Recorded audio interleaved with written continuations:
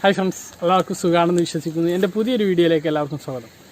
ഇന്നത്തെ വീഡിയോ നമ്മുടെ ration കടകളിലെല്ലാം EPL കാർഡുകാർക്കുള്ള കേന്ദ്ര സർക്കാരിൻ്റെ അരി എത്തിയിട്ടുണ്ട്. അപ്പോൾ അതിങ്ങനെ കണ്ടപ്പോൾ ഒരുപാട് സങ്കടം തോന്നിയൊരു വിഷയമാണ് APL കാർഡുകാരെ ഇതിൽ നിന്ന് ഒഴിവാക്കിയത്. കാരണം ലോക്ക്ഡൗൺ എല്ലാവർക്കും ഒരുപോലെയാണ്.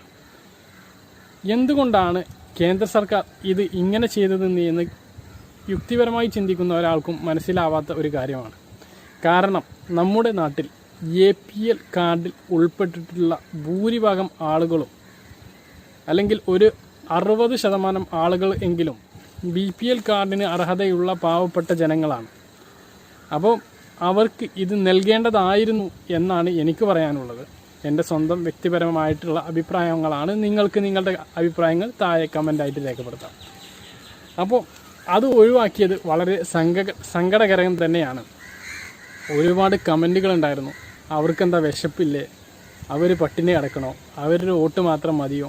സത്യമാണ് നിങ്ങൾ പറയുന്നത്. നിങ്ങളുടെ കമൻറ്റുകളിൽ പറയുന്നത് ഒന്നും അധികാരികൾക്ക് മറുപടിയില്ലാത്ത ചോദ്യങ്ങളാണ് നിങ്ങളുടെ ഓരോ കമൻറ്റുകളും. അത് അടിവരയിട്ടിട്ട് ഞാൻ നിങ്ങൾക്ക് സമ്മതിച്ചു തരുന്നു. എന്തുകൊണ്ടാണ് സർക്കാർ ഇങ്ങനെ ചെയ്തത് എന്ന് മനസ്സിലാവുന്നില്ല.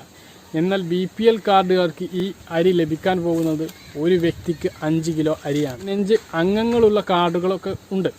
ആ കാർഡുള്ള വീട്ടിലേക്ക് ലഭിക്കാൻ പോകുന്നത് 75 കിലോ അരിയാണ്.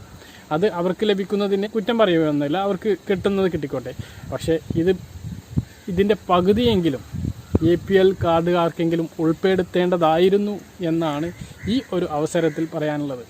അപ്പോൾ വളരെ ദയനീയവും വളരെ സങ്കടകരവുമായ ഒരു വിഷയമാണ് ഈ കാര്യം. കാരണം ഈ APL കാർഡുകാർ എന്ന് പറയുന്നത് നിത്യതൊഴിൽ എടുത്ത് ജീവിക്കുന്ന ആളുകളാണ്.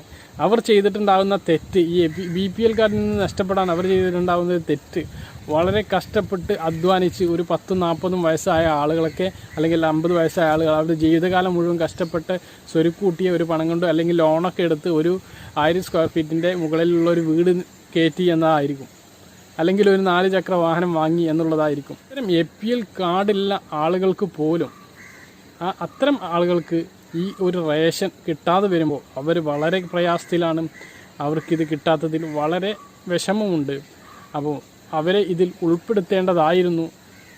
എന്തായാലും അധികാരികൾ ഈ ചെയ്തത് വളരെ ഒരു ക്രൂരമായ നടപടിയായിപ്പോയി എന്നാണ് ഈ അവസരത്തിൽ പറയാനുള്ളത്. ഈ ഒരു കാര്യത്തിൽ എനിക്കുണ്ടായിരുന്ന ഒരു വിഷമം, എനിക്കുണ്ടായിരുന്ന ഒരു വികാരം ഞാൻ നിങ്ങളുമായി പങ്കുവെക്കുക എന്നതായിരുന്നു ഈ ഒരു വീഡിയോയുടെ ഉദ്ദേശം. അപ്പോൾ ഈ വീഡിയോ കണ്ട എല്ലാവർക്കും നന്ദി. മറ്റൊരു വീഡിയോ കൊണ്ട് വീണ്ടും കാണാം. അതുവരേക്കും ബൈ.